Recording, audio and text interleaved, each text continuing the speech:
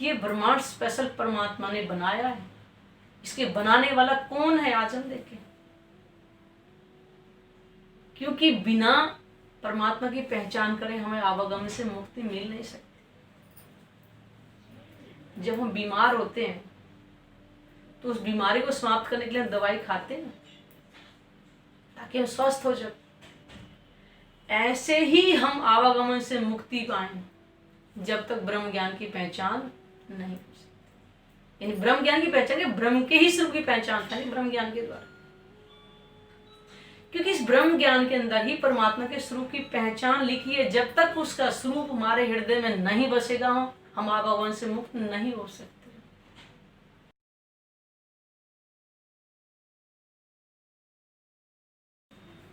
प्रणाम जी। पहले आप पहचानो रे साधो, पहले आप पहचानो, बिना आप चीने पार ब्रह्म को कौन कहे मैं जाऊं। रामनाथ जी कह रहे संतो मैन तो पहले अपनी पहचान करो कि मैं कौन हूं, तभी तो परब्रह्म की पहचान कर सकते। मैं जीव सृष्टि हूं, ईश्वरी सृष्टि हूं या फिर ब्रह्म सृष्टि। जब तक हमें अपनी पहचान नहीं होगी परमात्मा की पहचान हम कैसे कर सकते। अब आए कि ये तीन सृष्टि कौन सी। जीव सृष्टि का मतलब क्या, जीव सृष्टि जो इस संसार से उत्पन्न हुई, जो पुण्य कहने से पैदा हुई, उसको कहते हैं जीव सृष्टि। जैसे ब्रह्मा जी का काम क्या है, जीवों को उत्पन्न करना। विष्णु भगवान का है पालन पोषण करना, और शंकर जी का काम है संहार। ये यहाँ की जीव सृष्टि। दूसरी है ईश्वरीय सृष्टि।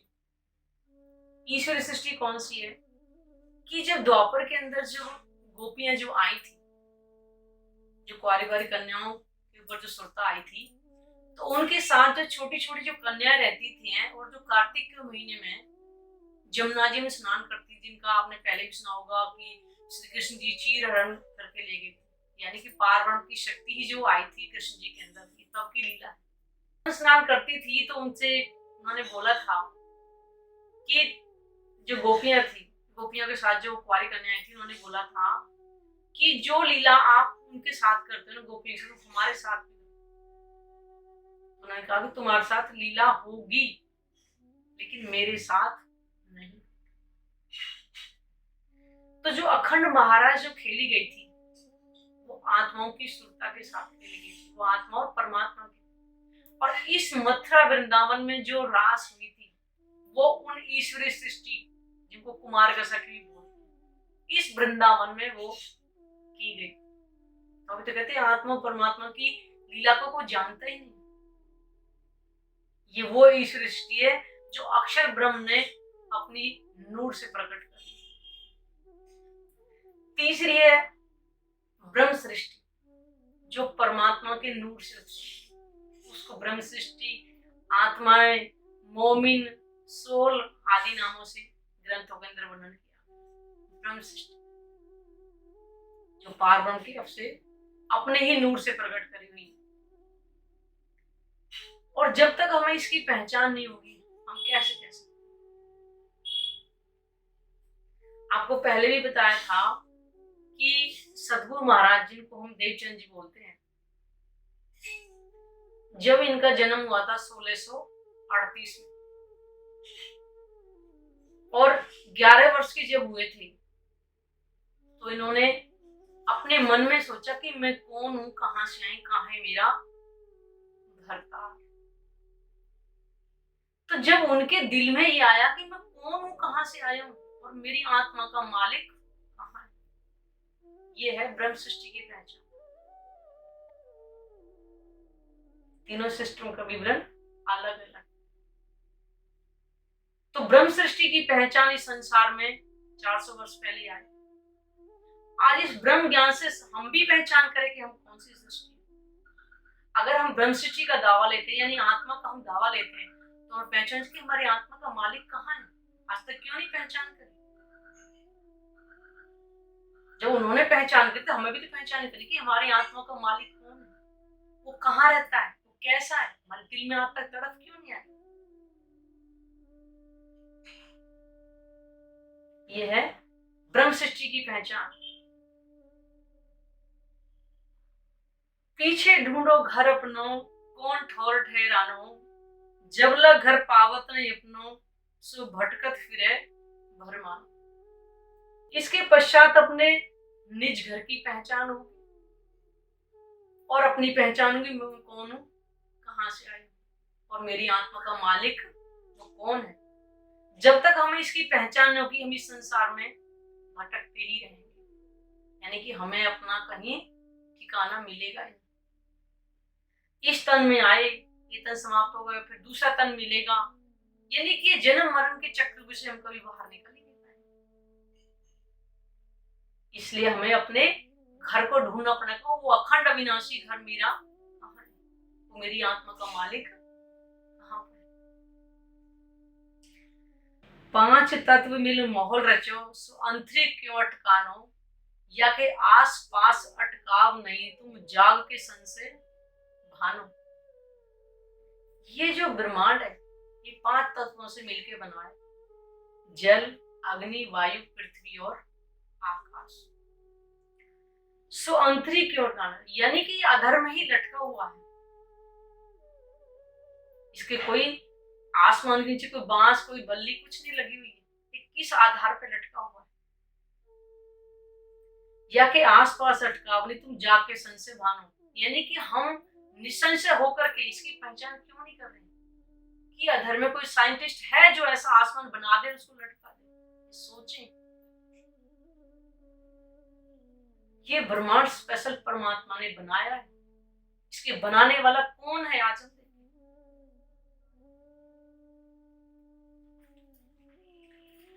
और इसी ब्रह्मांड के अंदर ब्रह्म लीला हो रही है, इसकी हम आज पहचान करें कि इस बनाने वाला इस संसार में कौन है। और इस कलयुग की जो महिमा है, मैं बार बार कलयुग के बारे में आपको बताऊंगी ताकि समझ में आए इस ग्रंथों के अंदर ही कलयुग की महिमा इस 28वें कलयुग की क्यों गाई गई।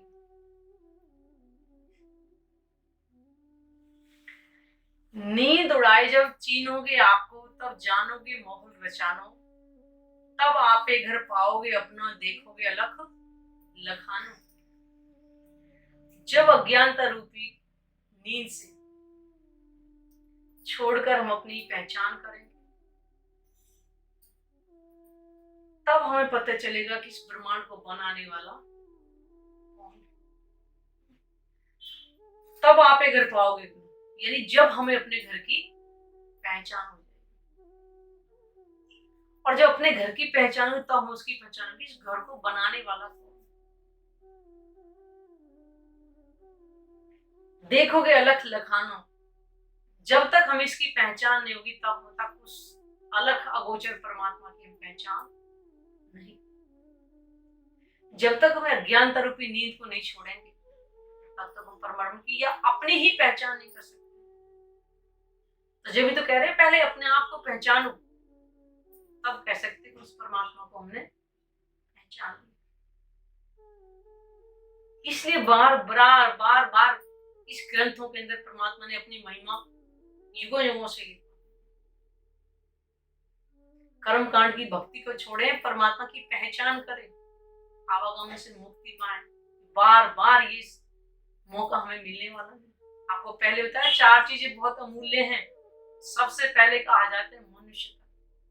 बताइए कि और योनि में हम परमात्मा की पहचान करें नहीं सकते, इसलिए अमूल्य कहा है कि मनुष्य तन और भरत भूमि, क्योंकि सबसे पाक भरत भूमि ही कही गई।